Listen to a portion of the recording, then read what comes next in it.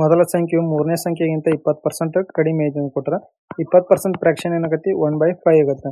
ಅಂದ್ರೆ ಮೊದಲನೇ ಸಂಖ್ಯೆ ಟು ಮೂರನೇ ಸಂಖ್ಯೆ ರೇಷಿಯೋ ಏನಾಗುತ್ತೆ 4:5 ಆಕತಿ. ಆಮೇಲೆ ಎರಡನೇ ಮತ್ತು ಮೂರನೇ ಸಂಖ್ಯೆಗಳ ಅನುಪಾತ 7:10 ಐತಿ. ಎರಡನೇ ಸಂಖ್ಯೆ ಟು ಮೂರನೇ ಸಂಖ್ಯೆ ಎಷ್ಟೈತಿ ಇಲ್ಲಿ 7:10 ಐತಿ.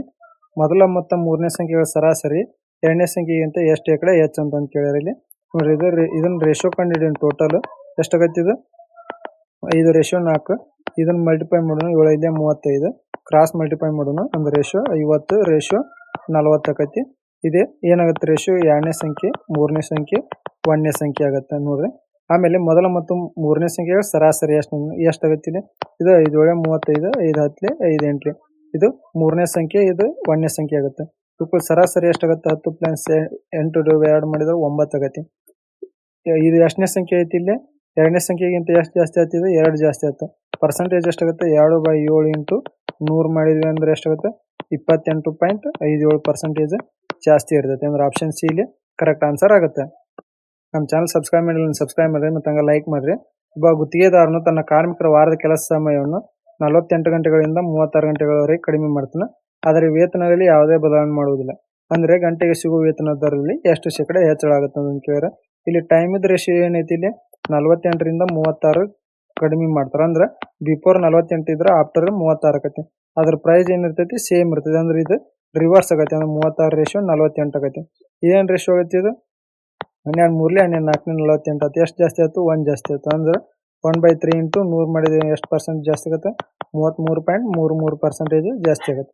ಆಪ್ಷನ್ ಬಿ ಇಲ್ಲಿ ಕರೆಕ್ಟ್ ಆನ್ಸರ್ ಆಗುತ್ತೆ. ಸಕ್ಕರೆ ಬೆಲೆಯಲ್ಲಿ 12% ಇಳಿಕೆ ಆಗಿದ್ದರಿಂದ ಅಕ್ಷತ 1200ಕ್ಕೆ 7 kg ಹೆಚ್ಚು ಸಕ್ಕರೆ ಖರೀದಿಸಬಹುದು. ಹಂಗಾದ್ರೆ ಸಕ್ಕರೆ ಮೂಲ ಬೆಲೆ ಎಷ್ಟು ಅಂತ ಕೇಳಿದ್ರೆ 12% ಫ್ರಾಕ್ಷನ್ ಏನಾಗತ್ತೆ ಇದು 3/25 ಆಕತಿ. ಅಂದ್ರೆ ಬಿಫೋರ್ ಟು ಆಫ್ಟರ್ ಏನಾಗತ್ತೆ ಪ್ರೈಸ್ 25 ಇತ್ತು 3 ಕಮ್ಮಿ ಆಗಿ 22 ಆಕತಿ.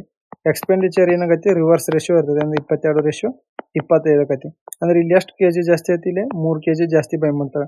ಈ 3 kg ವ್ಯಾಲ್ಯೂ ಏನೈತಿ 7 kg ಕೊಟ್ಟಾರ. ಅಂದ್ರೆ ಒಂದ್ರ ವ್ಯಾಲ್ಯೂ ಎಷ್ಟಾಗುತ್ತೆ 7/3. ಟೋಟಲ್ ಕೆಜಿ ಮೊದಲಕ್ಕೆ ಎಷ್ಟೈತಿ 22 ಐತಿ.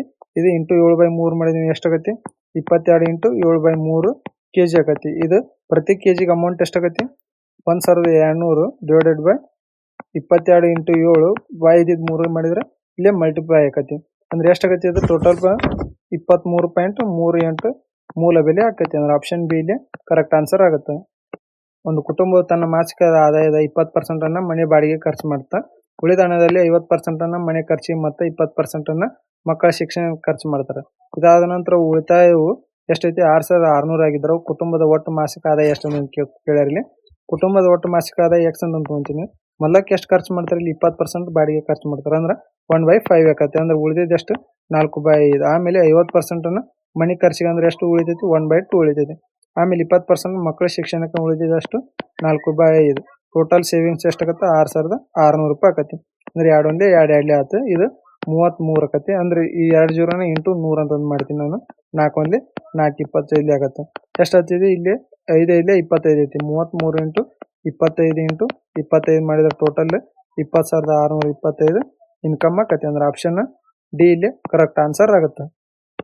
ಸುರೇಶ್ ತನ್ನ ಆದಾಯದ 20% ಉಳಿತಾಯ ಮಾಡ್ತಿದ್ನ. 4 ವರ್ಷಗಳ ನಂತರ ಅವನ ಆದಾಯವು 40% ಹೆಚ್ಚಾದಾಗ ಅವನು ಹಿಂದಿನಷ್ಟೇ ಮೊತ್ತವನ್ನು ಉಳಿತಾಯ ಮಾಡ್ತಾನೆ. ಆದ್ರೆ ಅವನ ಖರ್ಚು ಎಷ್ಟು ಶೇಕಡ ಹೆಚ್ಚಾಗುತ್ತೆ ಅಂತ ಕೇಳಿದ್ರೆ ನೋಡ್ರಿ ಮೊದಲಕ್ಕೆ ಒಂದು 100 ರೂಪಾಯಿ ಇತ್ತು ಅಂತ ಅಂದ್ರೆ ಅವ ಎಷ್ಟು ಪರ್ಸೆಂಟ್ ಸೇವ್ ಮಾಡಿದಾನೆ 20%. ಅಂದ್ರೆ 80% ಖರ್ಚು ಮಾಡಿ ಉಳಿದ ಎಷ್ಟು 20. ಅಂದ್ರೆ ಇನ್ಕಮ್ ಎಕ್ಸ್ಪೆಂಡಿಚರ್ ಸೇವಿಂಗ್ಸ್ ಆಯ್ತು.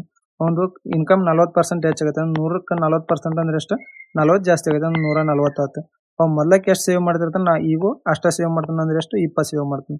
ಅಂದ್ರೆ ಇಲ್ಲಿ ಖರ್ಚು ಎಷ್ಟಾಗುತ್ತೆ 120 ಆಗುತ್ತೆ. ಅಂದ್ರೆ ಎಷ್ಟು ಜಾಸ್ತಿ ಆಯ್ತು ಇಲ್ಲಿ 40 ರೂಪಾಯಿ ಜಾಸ್ತಿ ಆಗುತ್ತೆ. ಅಂದ್ರೆ ಪರ್ಸೆಂಟೇಜ್ ಇನ್ಕ್ರೀಸ್ ಏನಾಗುತ್ತೆ 40/80 ಇಂಟು 100 ಮಾಡಿದ್ರೆ 50% ಜಾಸ್ತಿ ಇರ್ತೈತೆ. ಅಂದ್ರೆ ಆಪ್ಷನ್ ಡಿ ಇಲ್ಲಿ ಕರೆಕ್ಟ್ ಆನ್ಸರ್ ಆಗುತ್ತೆ.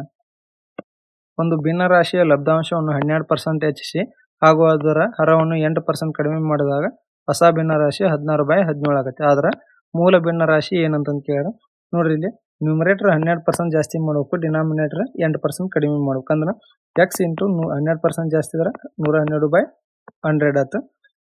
ಡಿನಾಮಿನೇಟರ್ 8% ಕಡಿಮೆ ಆಗಿದ್ರೆ ಎಷ್ಟು 92/100 ಆಗುತ್ತೆ. ಈಜು ಕೊಟ್ಟು ಫ್ರಾಕ್ಷನ್ ಏನಾಗುತ್ತೆ 16/17 ಆಗುತ್ತೆ. ಈ 100 ಕ್ಯಾನ್ಸಲ್ ಆಕತಿ. X into 112 y into 92 is equal to 16 divide by 17 ಆಯ್ತು. ಇದೆಷ್ಟಾಗತ್ತೆ 4 2 4 28 4 4 16 4 1 4 7 28 ಆಗತ್ತೆ. ಅಂದ್ರೆ x ಬೈ y ಏನಾಗುತ್ತೆ ಇಲ್ಲಿ 92 ಡಿವೈಡೆಡ್ ಬೈ 119 ಆಗತ್ತೆ. ಅಂದ್ರೆ ಆಪ್ಷನ್ ಇಲ್ಲಿ ಬಿ ಕರೆಕ್ಟ್ ಆನ್ಸರ್ ಆಗುತ್ತೆ. ಒಂದು ಮ್ಯೂಸಿಯಂನಲ್ಲಿ ಪ್ರವೇಶ ಶುಲ್ಕವನ್ನು 25% ಕಡಿಮೆ ಮಾಡಿದಾಗ ಮ್ಯೂಸಿಯಂಗೆ ಬರುವ ಜನರ ಸಂಖ್ಯೆ 50% ಹೆಚ್ಚಾಯಿತು. ಹಾಗಾದರೆ ಪ್ರವೇಶ ಶುಲ್ಕದ ಒಟ್ಟು ಸಂಗ್ರಹದಲ್ಲಿ ಎಷ್ಟು ಶೇಕಡಾ ಹೆಚ್ಚಳ ಅಥವಾ ಕಡಿತವಾಯಿತು ಅಂತ ಕೇಳಿದ್ರು. ನೋಡ್ರಿ ಇಲ್ಲಿ ಬಿಫೋರ್ ಟು ಆಫ್ಟರ್ ಎಷ್ಟು ಪ್ರೈಸ್ 25% ಕಡಿಮೆ ಆಕತಿ. ಅಂದ್ರೆ ಇದು ಫ್ರಾಕ್ಷನ್ 1/4 ಮೊದಲಕ್ಕೆ 4 ಇತ್ತು ಅಂದ್ರೆ ಆಮೇಲೆ 3 ಆಕತಿ. 50% ಜನ ಬರೋರು ಜಾಸ್ತಿ ಆಕಾರ. ಅಂದ್ರೆ ಮೊದಲಕ್ಕಿದ್ರೆ 2 ಇದ್ರೆ ಆಮೇಲೆ 3 ಆಕತಿ. 4 2 8 3 3 9 ಎಷ್ಟು ಜಾಸ್ತಿ ಆಯ್ತು ಇಲ್ಲಿ 1 ಜಾಸ್ತಿ ಆಯ್ತು. ಪರ್ಸೆಂಟೇಜ್ ಆಫ್ ಇನ್ಕ್ರೀಸ್ ಏನಾಗತಿ 1/8 ಇಂಟು 100 ಮಾಡಿದ್ರೆ 12.5% ಜಾಸ್ತಿ ಆಕತಿ. ಅಂದ್ರೆ ಆಪ್ಷನ್ ಡಿ ಇಲ್ಲೇ ಕರೆಕ್ಟ್ ಆನ್ಸರ್ ಆಗುತ್ತೆ. ವೆಂಕಟ್ ತನ್ನ ಆದಾಯದ 65% ಖರ್ಚು ಮಾಡ್ತಾನೆ ಮತ್ತು ಪ್ರತಿ ತಿಂಗಳು 1100 ಉಳಿಸ್ತಾನೆ. ಹಂಗಾದ್ರೆ ಅವನ ಮಾಸಿಕ ಖರ್ಚು ಎಷ್ಟು ಅಂತ ಕೇಳಿದ್ರೆ 65% ಖರ್ಚು ಮಾಡಿದ್ರೆ ಉಳಿದಿದ್ದು ಎಷ್ಟು 100 35% ಸೇವಿಂಗ್ಸ್ ಆಕತಿ. ಇದ್ರ ವ್ಯಾಲ್ಯೂ ಎಷ್ಟು ಕೊಟ್ಟಾನ 1100 ಕೇಳ ಕೊಟ್ಟಾನ. ಅವನ ಮಾಸಿಕ ಖರ್ಚು ಎಷ್ಟು ಅಂದ್ರೆ 65% ವ್ಯಾಲ್ಯೂ ಏನಾಗುತ್ತೆ ಅಂತ ಕೇಳ ಅಂದ್ರೆ ಎಷ್ಟಾಗತ್ತೆ ಇದು 65 ಡಿವೈಡೆಡ್ ಬೈ 35 ಇಂಟು 100 ಮಾಡಿದ್ರೆ ಒಂದು ಮಾಸಿಕ ಖರ್ಚು ಎಷ್ಟಾಗುತ್ತೆ 2042.85 ರೂಪಾಯಿ ಆಗುತ್ತೆ. ಅಂದ್ರೆ ಆಪ್ಷನ್ ಎ ಇಲ್ಲಿ ಕರೆಕ್ಟ್ ಆನ್ಸರ್ ಆಗುತ್ತೆ. ಒಂದು ಸಂಖ್ಯೆ 20% ಅನ್ನು ಎರಡನೇ ಸಂಖ್ಯೆಯಿಂದ ಕಳೆಯಲಾಗುತ್ತದೆ. ಆಗ ಎರಡನೇ ಸಂಖ್ಯೆ ಅದರ 70%ಕ್ಕೆ ಇಳಿಯುತ್ತದೆ. ಆದರೆ ಮೊದಲ ಸಂಖ್ಯೆ ಮತ್ತು ಎರಡನೇ ಸಂಖ್ಯೆ ಅನುಪಾತ ಏನಂತ ಕೇಳಿದ್ರೆ ನೋಡ್ರಿ ಇಲ್ಲಿ ಎರಡನೇ ಸಂಖ್ಯೆ y ಅಂತ ತಗೊಂತೀನಿ. ಅದನ್ನ 20% ಕಳೆದಾರ ಅಂದ್ರೆ ಮೊದಲನೇ ಸಂಖ್ಯೆ ಏನಂತ ತಗೊಂತೀನಿ x. ಅಂದ್ರೆ ಆಗ ಎಷ್ಟಾಗತ್ತೆ 70% ಬರ್ತದೆ. ಅಂದ್ರೆ 70% ಅಂದ್ರೆ 70/100 ಆಗುತ್ತೆ. ಇಲ್ಲಿ 100y minus 20x whole divide by 100 is equal to 70y divided by 100 ಆಕತಿ. 100 ಕ್ಯಾನ್ಸಲ್ ಮಾಡೋಣ. ಈ ಸೈಡ್ ಬಂದು ಮೈನಸ್ ಆಗತ್ತೆ. 30y ಈಸ್ ಈಕ್ವಲ್ ಟು ಆ ಸೈಡ್ ಅಂದ್ರೆ ಪ್ಲಸ್ ಆಕತಿ 20xy. 0 0 ಕ್ಯಾನ್ಸಲ್ ಮಾಡಿದ್ರೆ ಇಲ್ಲಿ ಏನಾಗುತ್ತೆ x ಬೈ y ಎಷ್ಟು ಬರ್ತೈತಿ 3/2 ರೇಷಿಯೋ ಆಕತಿ. ಅಂದ್ರೆ ಆಪ್ಷನ್ ಸಿ ಇಲ್ಲಿ ಕರೆಕ್ಟ್ ಆನ್ಸರ್ ಆಗುತ್ತೆ. ನಮ್ಮ ಚಾನಲ್ ಸಬ್ಸ್ಕ್ರೈಬ್ ಮಾಡಿಲ್ಲ ಅಂತ ಸಬ್ಸ್ಕ್ರೈಬ್ ಮಾಡ್ರಿ ಮತ್ತು ಹಂಗೆ ಲೈಕ್ ಮಾಡ್ರಿ ಶೇರ್ ಮಾಡ್ರಿ. ಒಂದು ತರಗತಿಯಲ್ಲಿ ಹುಡುಗರ ಸಂಖ್ಯೆ ಒಟ್ಟು ವಿದ್ಯಾರ್ಥಿಗಳ 45% ಆಗೈತೆ. ಅಂದ್ರೆ ಬಾಯ್ಸ್ ಎಷ್ಟೈತಿ ಇಲ್ಲಿ 45% ಆಗೈತಿ. ಅಂದ್ರೆ ಗರ್ಲ್ಸ್ ಎಷ್ಟಾಕಾರ ಇಲ್ಲಿ 55% ಆಕಾರ. ಆಮೇಲೆ ತರಗತಿಯಲ್ಲಿ ಹುಡುಗಿಯರ ಸಂಖ್ಯೆ ಎಷ್ಟು ಕೊಟ್ಟಾರ 33 ಕೊಟ್ಟಾರ. ಅಂದ್ರೆ ಎಷ್ಟಾಗತ್ತೆ ಇದು 5 9 45 ಇದು 9 ರೇಷಿಯೋ 11 ಆಗತ್ತೆ. ಈ 11 ವ್ಯಾಲ್ಯೂ ಎಷ್ಟು ಕೊಟ್ಟಾನ 33 11 3 33 ಆಗತ್ತೆ. ಹಂಗಾರೆ ಹುಡುಗರ ಸಂಖ್ಯೆ ಎಷ್ಟಾಗತ್ತೆ ಇಲ್ಲಿ 9 3 27 ಆಗುತ್ತೆ. ಅಂದ್ರೆ ಆಪ್ಷನ್ ಡಿ ಇಲ್ಲಿ ಕರೆಕ್ಟ್ ಆನ್ಸರ್ ಆಗುತ್ತೆ.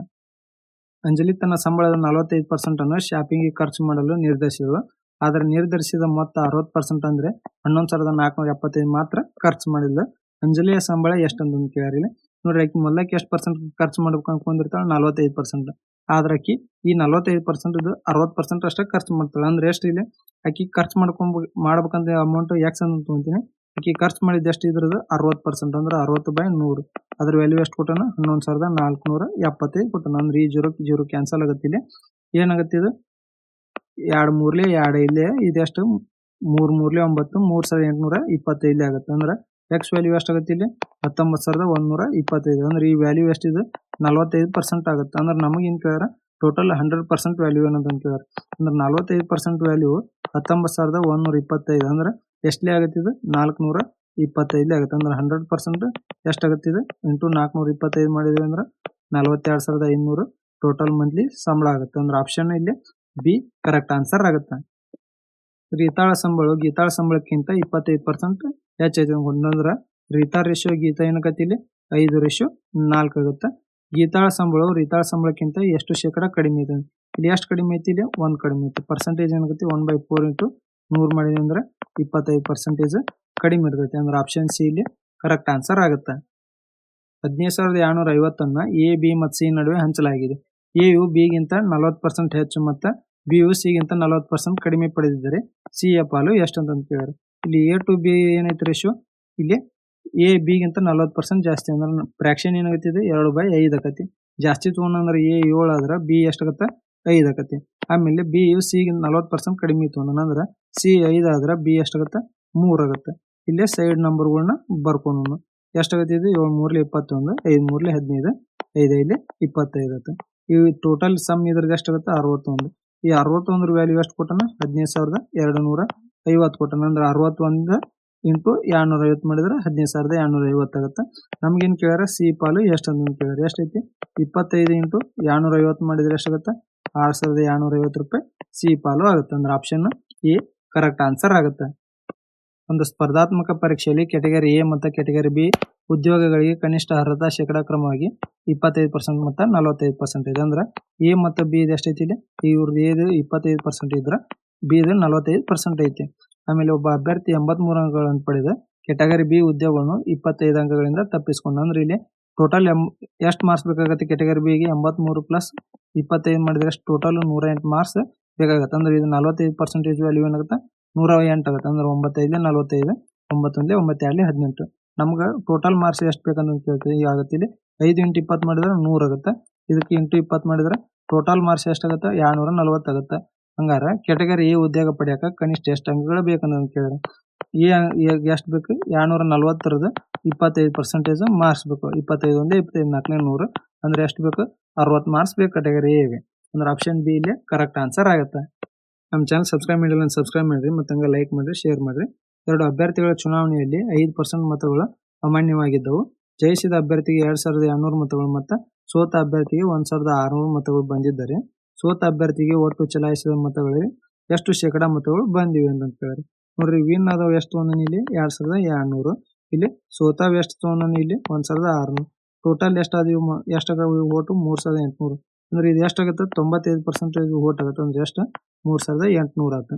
ನಮಗೆ ಎಷ್ಟಾಗುತ್ತೆ ಇದು ನಮ್ಗೆ ಟೋಟಲ್ 100% ವ್ಯಾಲ್ಯೂ ಏನಾಗುತ್ತೆ ಇದು ನೋಡ್ರಿ ಇದು 19 38 ಇದು 19 ಆಗುತ್ತೆ. ಅಂದ್ರೆ ಇಂಟು 20 ಮಾಡಿದ್ರೆ ಅಂದ್ರೆ ಇದು 100 ಆಗುತ್ತೆ. ಇದಕ್ಕೆ ಇಂಟು 20 ಮಾಡಿದ್ರೆ ಎಷ್ಟಾಗುತ್ತೆ ಟೋಟಲ್ ಓಟು 4,000 ಆಕತಿ.